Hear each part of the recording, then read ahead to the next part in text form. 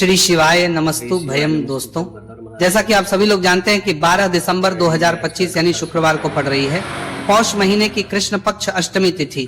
और दोस्तों, यह वो तिथि है जो पौष महीने में पड़ने वाली सबसे बड़ी तिथि है, क्योंकि यह शुक्रवार के दिन पड़ रही है और हमारे हिंदू धर्म में इसका बहुत ही बड़ा और विशेष महत्व होता है। पूज्य गुरु जी ने कहा है कि अगर कभी भी मौका लग जाए और पौष महीने की अष्टमी तिथि शुक्रवार को पड़ जाए तो आप लोगों को सिर्फ और सिर्फ एक चुटकी काले तिल वाला उपाय तो अवश्य ही करना चाहिए, क्योंकि इन दोनों तिथियों का संयोग बहुत ही कम आता है। इसी के साथ दोस्तों, गुरुजी ने कहा है कि जब भी पौष महीने की अष्टमी तिथि पड़े तो आप लोगों को सिर्फ एक चुटकी काले तिल वाला उपाय तो अवश्य करना चाहिए। ये उपाय इतना खास है कि अगर आपने सही मुहूर्त पर सही क्रिया अनुसार एक चुटकी काले तिल वाला उपाय कर लिया, जो प्राचीन काल के समय का महा उपाय है, तो मान के चलिए दोस्तों, महादेव जी के आशीर्वाद से आपके जीवन का कितना ही बड़ा दुख हो उससे आपको मुक्ति मिल जाएगी। आपकी कोई भी मनोकामना हो, मान लीजिए आप नौकरी की तैयारी कर रहे थे तो आपकी नौकरी लग जाएगी, आपका बंद पड़ा चल पड़ेगा। और दोस्तों, आप जिस बीमारी से आप बहुत दिनों से परेशान थे उस बीमारी से आपको मुक्ति मिल जाएगी।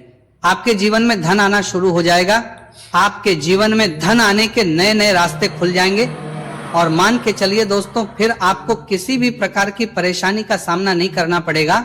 इसीलिए दोस्तों, 12 दिसंबर शुक्रवार के दिन आप लोगों को इस वाले उपाय को जरूर कर लेना है। भले ही आपने पूरे साल भर इस उपाय को ना किया हो, पर अगर आपने इस पौष महीने में पड़ने वाली शुक्रवार अष्टमी तिथि के दिन इस वाले उपाय को कर लिया तो आपको इस उपाय को करने का वो फल मिलेगा जिसकी आपने कभी कल्पना भी नहीं करी होगी। इसीलिए आप लोग इस हल्दी वाले उपाय को एक बार जरूर कर लेना, ताकि आप लोगों के हाथ से यह मौका ना जा सके और आपको इस उपाय को करने का फल मिल सके।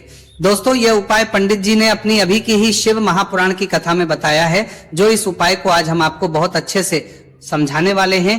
इस वीडियो को देखने के बाद इस उपाय को समझने के लिए आपको कोई वीडियो को देखने की जरूरत नहीं पड़ेगी। तो दोस्तों, इस उपाय को आपको कैसे करना है, कब करना है, कहां पर करना है और उपाय को करते समय आपको किन किन गलतियों को नहीं करना है और आपको किन किन बातों का ध्यान रखना है, ये सारी जानकारी हम आपको इस वीडियो में देंगे। तो चलिए भक्तों, उपायों को शुरू करते हैं।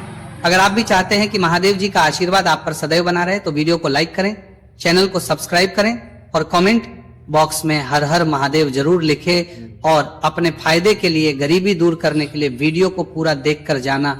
यदि आज आपने वीडियो को बीच बीच में से देखा, काट काट कर देखा, तो जीवन में आपको कभी सफलता हासिल भी नहीं होगी। देखिए दोस्तों, ये 12 दिसंबर शुक्रवार का दिन या इतना खास होता है, इतना महत्वपूर्ण होता है। देखा गया है कभी कभी बड़े बड़े पूजा पाठ अनुष्ठान से जो मनोकामना पूर्ण नहीं होते, वह 12 दिसंबर शुक्रवार अष्टमी तिथि के दिन एक छोटे से उपाय करने से ही आपकी मनोकामना पूर्ण हो जाती है। अब हम समझते हैं इस वाले उपाय को हमें करना किसे से। एक चुटकी काले तिल वाले उपाय को हमें पौष महीने के शुक्रवार के दिन करना के समय है। तो देखिए, इस उपाय को करने का जो समय है वह सुबह का समय है और शाम का समय भी है। अब देखिए, यहां पर हम मुख्य आरबों का हमारे रूप से सुबह का समय नहीं बोलेंगे, क्योंकि 12 दिसंबर शुक्रवार अष्टमी तिथि का दिन है और इस दिन प्रदोष काल के समय का बहुत महत्व होता है। बाकी अगर सुबह के समय भी करेंगे तो भी अच्छा होगा, उसमें कोई भी दिक्कत वाली बात नहीं है। तो चलिए जानते हैं विशेष उपाय के बारे में। लेकिन उससे पहले एक प्रार्थना, अगर आप इस चैनल पर नए हैं तो आप इस वीडियो को लाइक करें, चैनल को सब्सक्राइब करें और कमेंट बॉक्स में आप अपनी राशि, अपना नाम जरूर डाल दें, क्योंकि हम राशि से जुड़ा भाग्य भी बताते हैं और भाग्य में चल रही परेशानियों को दूर करने के लिए वह आसान से आसान उपाय भी बताते हैं। तो चलिए अब हम अपने सबसे पहले उपाय की बात कर लेते हैं। तो चलिए बात करते हैं हमारे पहले उपाय की। देखिए, उपाय के लिए आपको 2 दीपक लेने होंगे। दोनों ही दीपक आप मिट्टी के भी ले सकते हैं और दोनों ही दीपक आप शुद्ध आटा मढ़कर उनके भी तैयार कर सकते हैं। अब दोस्तों, दोनों ही दीपक के अंदर आपको शुद्ध घी का प्रयोग करना होगा और एक दीपक के अंदर आपको गोल रुई की बाती का प्रयोग करना होगा और एक दीपक के अंदर आपको लंबी बाती का प्रयोग करना होगा। लंबी बाती वाले दीपक के अंदर आप मौली वाला जो धागा आता है कलावा का, उसकी बाती का प्रयोग भी आप लंबी बाती वाले दीपक के अंदर कर सकते हैं। 2 दीपक वाला यह चमत्कारी उपाय केवल शुक्रवार अष्टमी तिथि की रात्रि में ही किया जाता है, इसीलिए आपको इस उपाय को बहुत ही ध्यान से समझना। इसी के साथ में आपको एक चुटकी काले तिल के दाने लेना है और इसी के साथ में आपको मात्र एक चुटकी हल्दी भी लेनी होगी। अब दोस्तों, ये सभी सामग्री लेकर के आपको रात्रि के समय पहुंच जाना है अपने घर में जहां कहीं भी तुलसी जी का पौधा, तुलसी माता का निवास स्थान है, वहां पर देखिए दोस्तों, सबसे पहले तो आपके पास जो एक गोल बाती का दीपक है उसे आपको तुलसी जी के वहां पर प्रज्वलित करना है। दीपक को प्रज्वलित करते समय आपको ओम नमो भगवते वासुदेवाय इस मंत्र का 11 बार जाप कर लेना है। अब देखिए दोस्तों, आप जो एक चुटकी काले तिल के दाने लेकर के आए हैं उन्हें आपको अपने सीधे हाथ में रखना है, और जो आपने गोल बाती वाला दीपक प्रज्वलित किया है माता तुलसी जी के वहां पर, उसके ऊपर से आपको इन एक चुटकी काले तिल को घड़ी की दिशा में घुमाना है। आपको अपना नाम और अपनी गोत्र को बोल देना है, और फिर आपको इन काले तिल को उस जलते हुए दीपक के अंदर डाल देने हैं। देखिए, काले तिल भगवान विष्णु के पसीने से उत्पन्न हुए हैं, और जब भी हम यह दीपक की रात्रि में प्रज्वलित करते हैं तो इससे हमें हमारे कर्ज में राहत मिलती है, हमारे जीवन में धन प्राप्ति के नए नए मार्ग खुलते हैं, हमारा अगर कोई भी कार्य रुका हुआ है तो वह भी परिपूर्ण होता है। देखिए, गोल बाती का जो दीपक है, विशेषकर हम माता तुलसी के वहां पर भगवान विष्णु और माता लक्ष्मी के निमित्त प्रज्वलित कर रहे हैं। इस प्रकार से आपको यह दीपक प्रज्वलित कर देना है। अब जो आपके पास लंबी बाती का दीपक है, एक चुटकी हल्दी है, तो इससे आपको लेकर के पहुंचना है अपने घर के मंदिर में। आपके घर के मंदिर में माता लक्ष्मी की जो भी प्रतिमा की मूर्ति है उनके सामने सबसे पहले तो आपको ये लंबी बाती का दीपक रखना है, फिर आपको दीपक को प्रज्वलित कर देना है। दीपक को प्रज्वलित करते समय आपको ओम महालक्ष्मी नमः इस मंत्र का जाप करते रहना है। अब दोस्तों, आपके पास जो एक चुटकी हल्दी है उसे आपको सीधे हाथ में रखना है, और इस एक चुटकी हल्दी को आपको उस दीपक के ऊपर से 11 बार घड़ी की दिशा में घुमाना है, और आपको महालक्ष्मी मंत्र का जाप करते रहना है, और इस एक चुटकी हल्दी को आपको उसे दीपक के अंदर डाल देना है। देखिए, एक चुटकी हल्दी वाला जो दीपक है आपके जीवन से दुर्भाग्य को समाप्त करता है, माता लक्ष्मी की आपको कृपा प्राप्त करवाएगा, धन प्राप्ति के आपके जीवन में नए नए मार्ग बनाएगा। देखो, अगला उपाय है वो भी बहुत ज्यादा खास है। तीनों उपाय को आप जरूर सुनना, क्योंकि जो आपको अच्छा लगे वो उपाय आप कर सकते हैं। देखिए, इस उपाय के लिए आपको 2 हरी इलायची लेनी होगी। हरी इलायची आपको साबुत लेनी है, खंडित नहीं होनी चाहिए। और इसी के साथ में आपको मात्र थोड़ा शहद लेना है। शहद आपको मात्र आधा चम्मच या फिर उससे भी कम ले लेना है, और इसी के साथ में आपको एक दीपक ले लेना है। दीपक चाहे तो मिट्टी का भी ले सकते हैं, और आप चाहे तो शुद्ध आटा मढ़कर उसका दीपक भी आप तैयार कर सकते हैं। इस दीपक के अंदर आपको मौली का जो धागा आता है कलावा का, उसकी बाती का प्रयोग करना होगा। यानी कि इस दीपक के अंदर आपको लाल रंग की बाती का प्रयोग करना होगा, और इस दीपक के अंदर आपको शुद्ध घी का प्रयोग करना होगा। अब ये सारी सामग्री लेकर के आपको अपने घर में जो भी मंदिर है वहां पर पहुंच जाना है, और आपको माता लक्ष्मी के किसी भी स्वरूप के सामने बैठ जाना। अगर माता लक्ष्मी की फोटो है, माता लक्ष्मी की प्रतिमा है, तो उनके सामने आपको बैठ जाना है। अगर माता पार्वती की प्रतिमा है तो उनके सामने आपको बैठ जाना है। यानी कि किसी भी माता के स्वरूप के सामने आपको बैठ जाना है। अब देखिए, सबसे पहले तो आपको माता रानी के सामने थोड़ी सी चावल की ढेरी बना देनी है, यानी कि थोड़े से अक्षत के दाने आपको माता रानी के सामने रखना है। उसके बाद आप जो एक दीपक लेकर के गए हैं, उस दीपक को आपको उन्हीं चावल के दानों के ऊपर रख देना है, और फिर इस दीपक को आपको माता के सामने प्रज्वलित कर देना है। देखिए, इस दीपक को प्रज्वलित करते समय आपको ओम महालक्ष्मी नमः इस मंत्र का लगातार जाप करते रहना है। दीपक को प्रज्वलित करने के बाद आप जो 2 हरी इलायची लेकर के गए हैं, उसमें से एक हरी इलायची को तो आपको उसी दीपक के अंदर डाल देनी है, और वहीं पर आपको कम से कम 21 बार ओम महालक्ष्मी नमः इस मंत्र का जाप कर लेना है। अब आपके पास जो शहद है और एक हरी इलायची है, उसे सीधे आपको लेकर के पहुंच जाना है। भगवान शिव के मंदिर में पूज्य गुरु जी ने बताया है कि यह उपाय आपको सिर्फ और सिर्फ शाम के समय ही करना होगा। शाम को जब भी सूर्यास्त का समय होता है तो उस समय आपको यह उपाय करना है। लेकिन सबसे पहले तो आपके पास जो एक हरी इलायची है उसे आपको उस शहद के अंदर अच्छे से डुबो देना है, यानी कि शहद का लेपन उसे हरी इलायची के ऊपर चारों तरफ आपको कर देना है। अब ये जो शहद से युक्त हरी इलायची है, इससे आपको भगवान शिव शिवलिंग पर अर्पित कर देनी है, और आपको वो श्री शिवाय नमस्तुभयम इस मंत्र का लगातार जाप करते रहना है। फिर इसके बाद आपको एक लोटा जल भी अपने साथ लेकर के जाना है, तो ये एक लोटा जल भी आपको धीरे धीरे शिवलिंग पर समर्पित कर देना है, और आपको श्री शिवाय नमस्तुभयम इस मंत्र का जाप करते रहना है। फिर इसके बाद आपको अपने घर आ जाना है।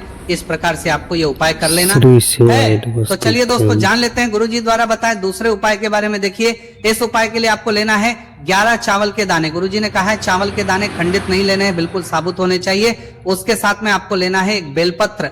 बेलपत्र का भी एक नियम है, अगर आपके पास बेलपत्र नहीं है तो आप शिवलिंग से उठाकर उसको पुनः शुद्ध जल से धोकर इस्तेमाल कर सकते हैं। इस प्रकार आपको बेलपत्र लेना है। इसके बाद आपको एक लोटा जल लेना है। अब ये सब लेकर आपको जाना है महादेव के मंदिर में। देखो अब आपको उत्तर साइड में खड़े हो जाना है और सबसे पहले आपको एक बेलपत्र अपने हाथ पर और 11 चावल दाने रखकर शिवलिंग के ऊपर अपना नाम और गोत्र बोलते हुए समर्पित कर देना है और ओम नमः शिवाय श्री शिवाय नमस्तु भयम का लगातार जाप करना है। अब आपको जो एक लोटा जल साथ में लेकर आए थे उसे धीरे धीरे बेलपत्र और चावल दाने के ठीक ऊपर आपको समर्पित करते जाना है और शिव पुराण के मंत्र श्री शिवाय नमस्तु भयम का 11 बार जाप करना है और अपनी मनोकामना बोलते जाना है। देखो बस छोटा सा उपाय करना है, देखना एक दिन आपके सब काम बनने लग जाएंगे। गुरु जी का बहुत ही विशेष उपाय है। चलते हैं तीसरे उपाय की तरफ। देखिए इस उपाय के लिए आपको एक तांबे के पात्र के अंदर सबसे पहले अपने घर से शुद्ध जल लेना है। फिर इसी के साथ में आपको मात्र थोड़ा सा शहद लेना होगा।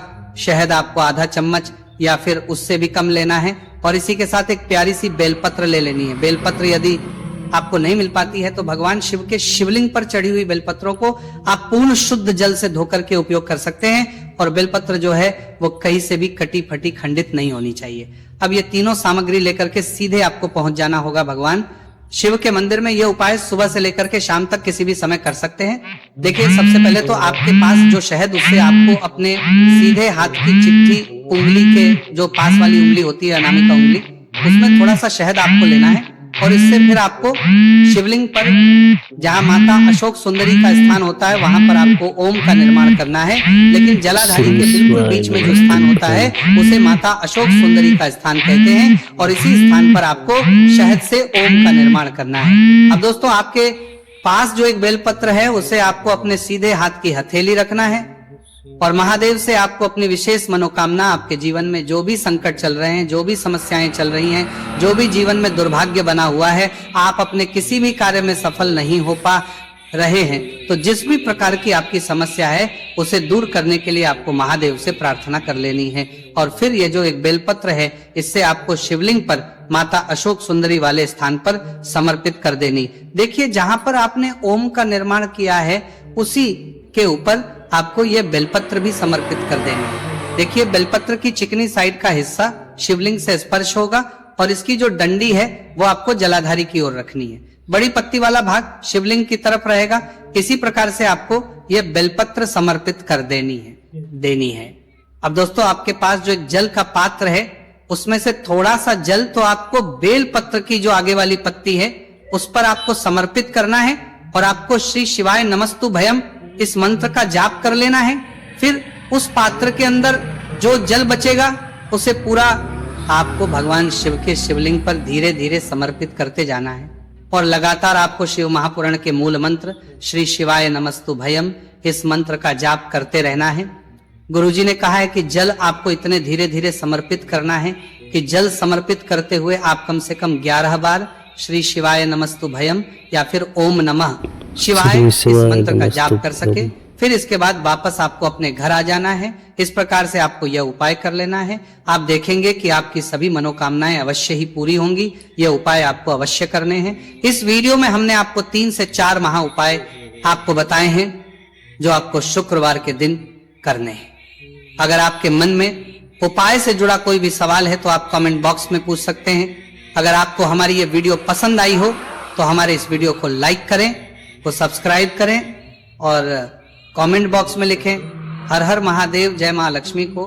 यदि आपके जीवन में आर्थिक संकट बहुत अधिक हो रहे हैं, धन की समस्या लगातार जीवन में बनी हुई है, एक एक रुपयों को प्राप्त करने के लिए आपको बहुत अधिक मेहनत कर रहे हैं, तो आज रात्रि में सोने से पहले आपको हो यह एक चमत्कारी दीपक का उपाय अवश्य करना है।